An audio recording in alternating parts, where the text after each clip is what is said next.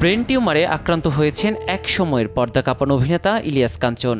বর্তমানে লন্ডনে চিকিৎসাধীন রয়েছেন তিনি। অভিনেতার অসুস্থতার বিষয়টি নিশ্চিত করেছেন ছেলে মিরাজুল মঈন জয়।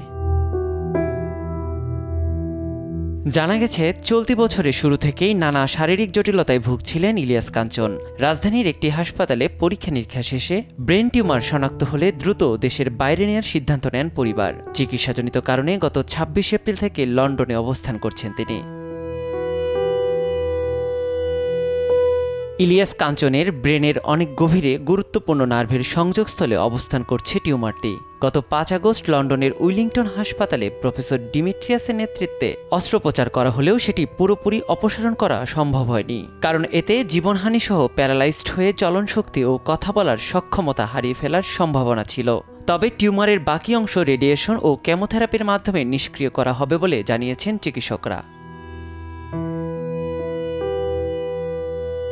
সপ্তাহে ৫ দিন করে ৩০ দিন চলবে রেডিয়েশন ও কেমোথেরাপি। চলতি মাসেই শুরু হবে চিকিৎসার এই ধাপ। ৬ সপ্তাহের লম্বা কেমো শেষে ৪ সপ্তাহ রাখা হবে অবজারভেশনে। খ্যাতিমান এই অভিনেতার সুস্থতা কামনায় সকলের কাছে দোয়া প্রার্থনা করেছেন পরিবার। নিয়াত শুভ, সময় সংবাদ, ঢাকা।